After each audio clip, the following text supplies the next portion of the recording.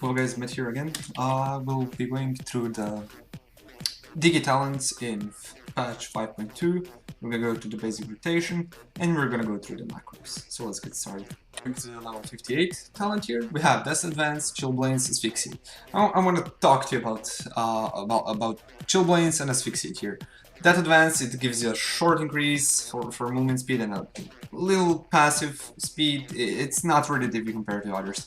So you have Chillblains, which when you use your Chains of Ice, you also recruit the target, and the targets infected by your Frost Fever are chilled, moving 50% slower. Then we have Asphyxiate.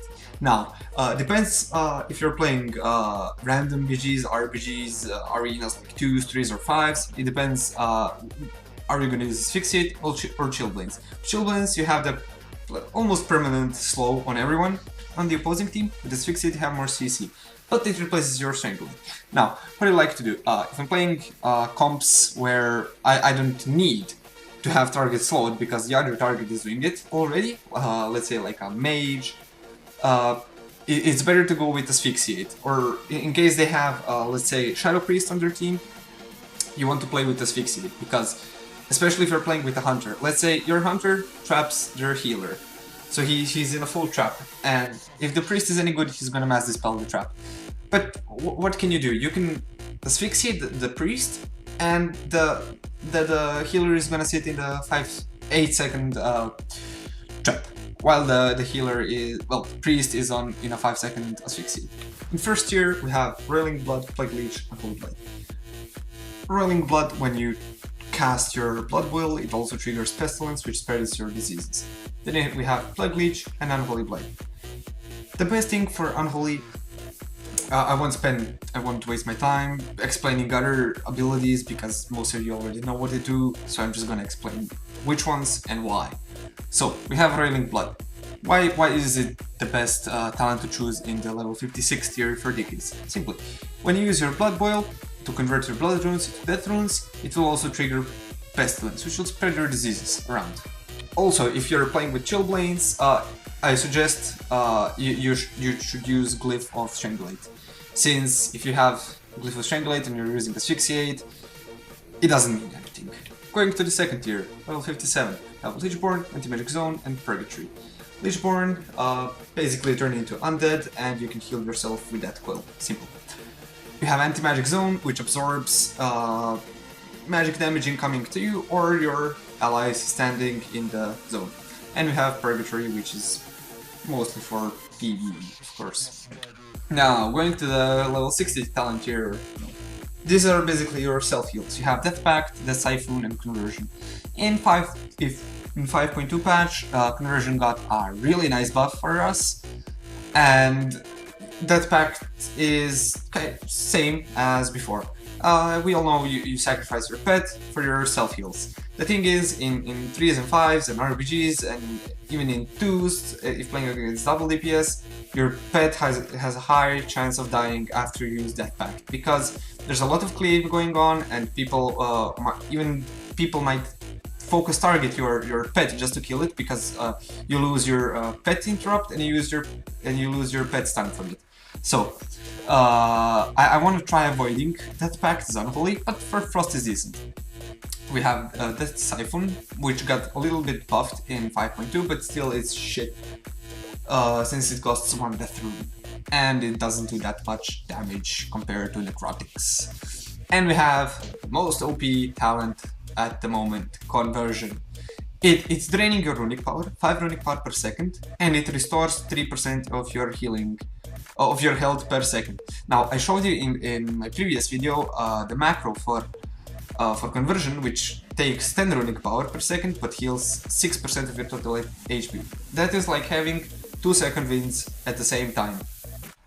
Going to the level 75 talent here, we have Blood Tap, Runic Empowerment, Runic Corruption. I highly recommend for PvP going with Blood Tap, because other 2 tiers, Runic Empowerment and Corruption, they are based on RNG, so you don't know when they're gonna proc. They might not proc when you need them, so most safe thing is Blood Tap, because you know when are you be able to to use it, so you can time it with your necrotics when you need big necrotics. There's even a macro which you can make for your Necrotic Strike and Blood Tap to be cast at the same time. And going to the level 90 tier, we have Gorfin's Grasp, Remols's Winter, Desecrated Ground. Now, Gorfin's Grasp is insane for RPGs and BGs, since you can do a Mass Grip into, let's say, Ring of Peace, into Ring of Frost. You can even Mass Grip them into Solar Beam from Bumpkins. It is insane. But in arenas, depends. In 2s, I would go with Remols's Winter or Desecrated Ground. But for, let's say, 5s and 3s, Gorfin's Grasp can be good at some point. It's situational. Now, going to Remols's Winter. It's a stun on a 1 minute cooldown. First, you slow them down. Every second you slow them down, and when it reaches 5 stacks, you stun them on 6 seconds. Yes, 6 seconds, and it's on a 1 minute cooldown. It's really insane for arenas. The only bad thing about this, you have to time it, but if you time it good, it's insane pressure. And we have Desecrated Ground, which will act like a second trinket on a 2 minute cooldown. It's also situational, and it's really good for duels, since if you're, let's say, dueling melee classes, you have no use of Remorseless Winter at all, since that's the only thing they have to trinket.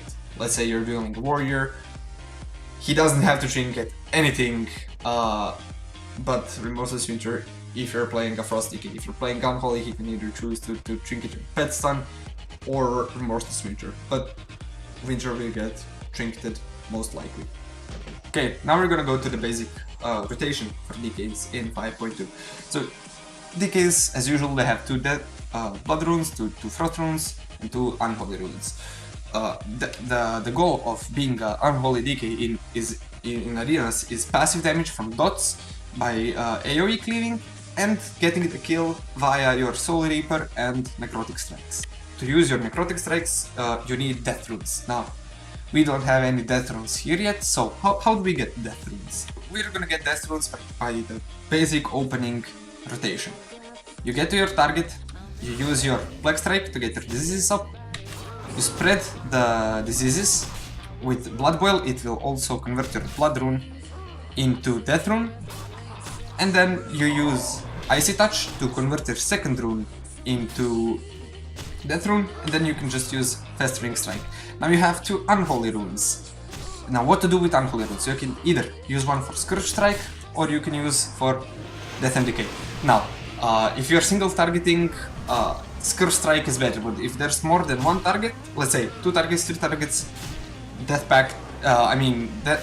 and Decay is way better to use, since if the target is staying in it, it's gonna provide much more damage, and with the Glyph, it's slowing down. Now going to the part where we discuss what to do with Unholy runes. With Unholy runes, the maximum pressure you can do is to stack up your Blood Depths by doing Death Coils, and then when you have 10 Blood Depths, even 12, that's even better, but you need at least 10 for it.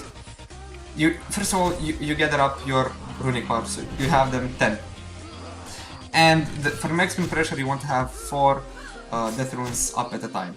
So, what we're gonna do? Let me just spread diseases first. Okay, now, 1 necrotic, 2 necrotics, 3 necrotics, 4 necrotics, 5 necrotics. That was 5 necrotics and 6 necrotics. Look at that absorbent. That is 400k damage, healing absorbed. We're gonna go to the macros for DKs. Let me first gather up my Dark Transformation stacks, so I can actually show you my pet macros.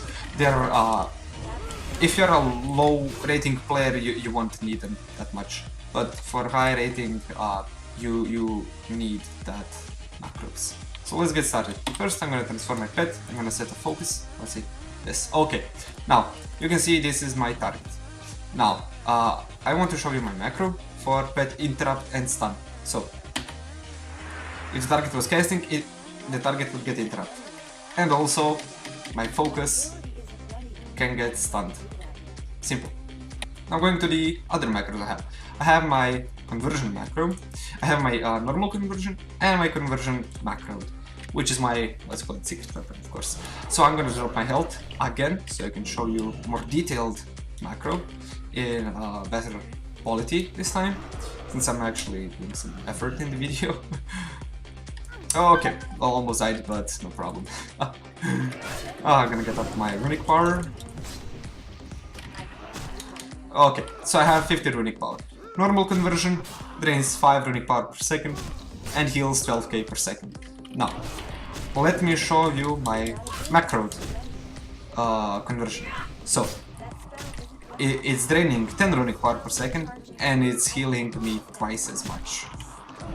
Okay, now let's continue to my other macros I have 1, 2, 3, 4, 5. Since I'm using Razer keyboard, I have these macros. You also need them even though if you don't have a Razer keyboard, but it's just, I don't know where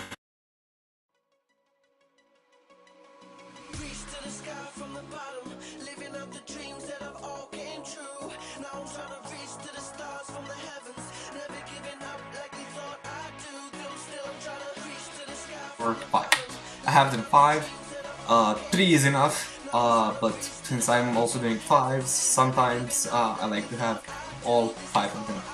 So let's say this, my current target is number 1, and I'm sitting on this target. So I want to target him without going on his portrait or without mouse overing him. I just press my 1 and it's gonna automatically target him. Now going to the gems. In meta 1, you want 216 strength plus 3% increased critical effect.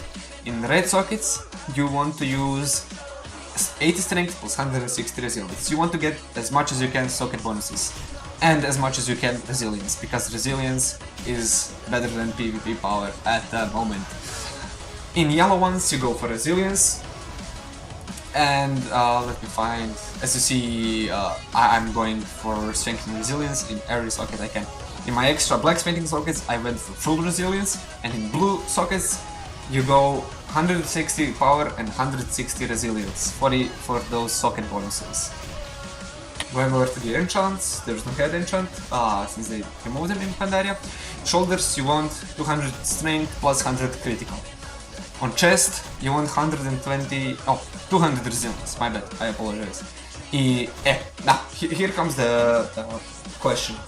Math, should we use hit, crit, or stamina on the back? In my opinion, I would go for stamina, because as a DK, you don't really need crit, especially not as Frost. For Unholy it is decent, but I like to play with more stamina. Because the main problem about hit, when you're fully geared like me, you are gonna be over hit capped, even with reforging away from hit. That's the main problem, so I had to choose between critical and stamina. I went for stamina. Bracers, you want to buy 180 strength. For gloves, you want to buy 170 strength. On belt, you need the extra socket, of course, and in the extra socket, I use the strength plus resilience gem. On legs, you want 285 strength plus 165 critical strike. On feet, you want mastery plus minor speed increase. On rings, you can't put anything unless you're an enchanter, and here are the trinkets, which you cannot enchant. Going to the reforges. If you have same gear as me, you should reforge like this. You want to avoid anything over 3% expertise. Now you may see I have 5.77% of expertise. That is because of the PV trinket, the new one, which is insane, really insane, but the only bad thing about it is it gives you 1.3k expertise, so I had to eventually reforge it to mastery, but I'm still over expertise capped badly. Now going to the head. On head you want to reforge from expertise to haste. On neck you want to reforge from hit to mastery. On shoulders you want to reforge from expertise to mastery. On cloak you want to, back you want to reforge from hit to haste. On chest you want to reforge from crit to mastery. On bracers you don't reforge them, you leave them as they are because you have haste and mastery on them, which is the best two stats for DKs. On gloves you want to reforge from hit to mastery. Belt from crit to haste. You need to use the prowess belt if you're unholy. On legs you reforge from crit to mastery. On feet you reforge from crit to mastery also. On the accuracy ring you reforge from hit to haste. On cruelty ring you reforge from crit to mastery. So that was all, guys. I hope you enjoyed the video. If you did, liked the video, make sure to subscribe. If you have any questions, leave them down in the comment section or just send me an inbox.